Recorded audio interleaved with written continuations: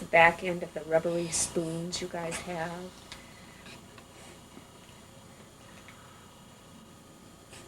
Now, even though he's got a real wide open mouth there, it's not terribly so open. He's got to the point where he does, where he does his jaw thrust to the point where you can almost hear it sublux back here. And we kind of want to watch that because that could later on cause him some. And that might be all he's going to do there. That was about, what, 5 minutes? Yeah, probably. I'm going to just try to see if I can see.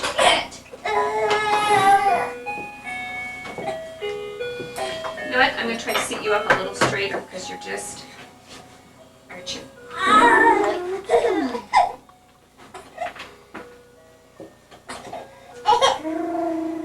Now, what do we have here?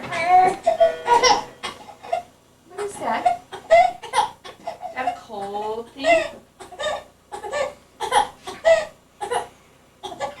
Do you want to play with this or the jar? The jar. This is a cold jar.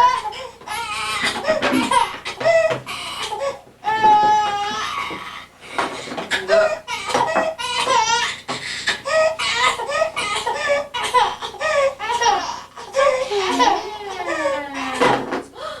Crash.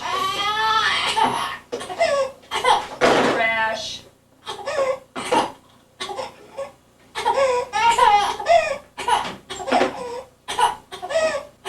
Tap, tap, tap, tap, tap, tap, tap, tap. Tap, tap, tap, tap, tap, tap, tap. So sometimes when you put him in the high chair, this is kind of what you get. Yeah, Cranky I chance. found one thing that does help for me is that I'll put him in first and get him used to it and then put this on. And he can try on. Yeah, I just graduated. So sometimes that helps because I think he's still getting used to having that That pressure. pressure.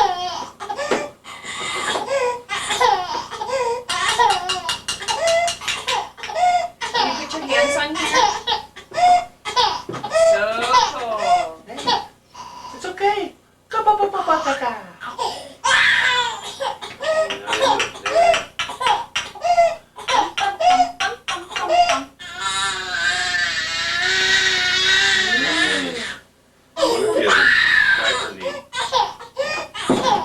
And one of the things that I'm thinking about is because I want him to get more comfortable in the chair, I don't want him to think that when he has a little snip fit like this that he gets to get out. So what we might do with this when you put him in and he has his little snip fit,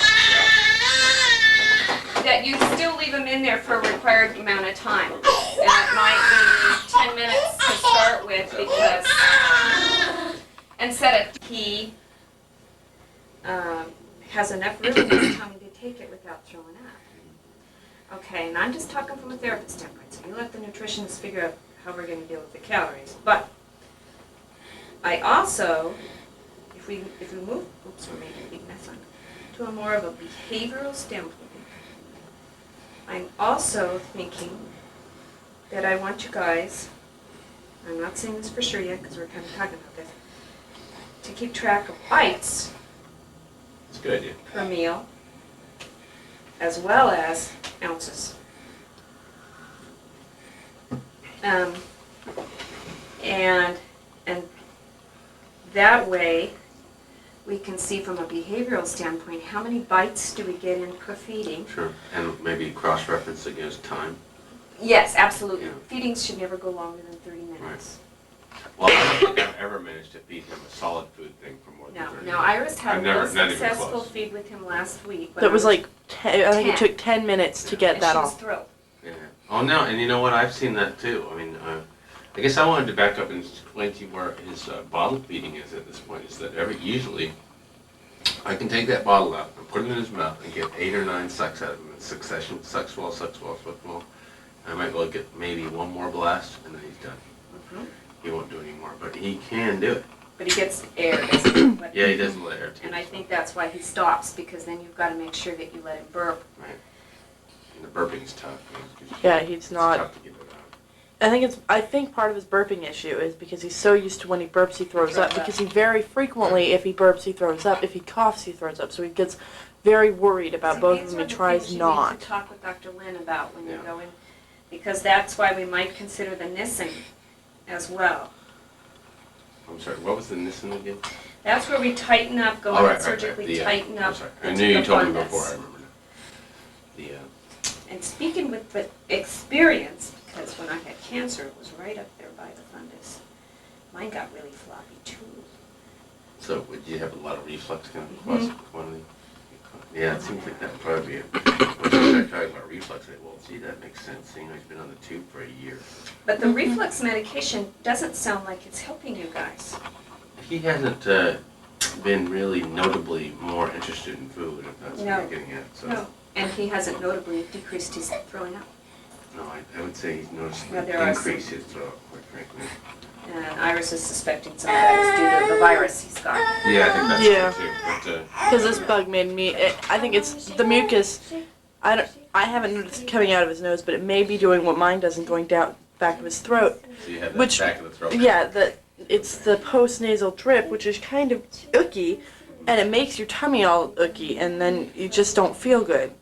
And so that may have something to do with it. Well, he's got this nose problem. I've had to start eating breakfast this week, because otherwise I feel icky. Yeah. Look, he's not cool. Yep. What a nice look he gave you. Just, I like the way he's bringing his hands up more. There was a time when he didn't do that at all. Yeah, hands are really coming together. And also, he has a lot of, he's getting some range of motion and pulling his hands out. Wasn't it early on that?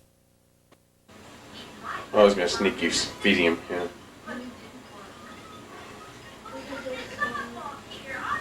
you see that light.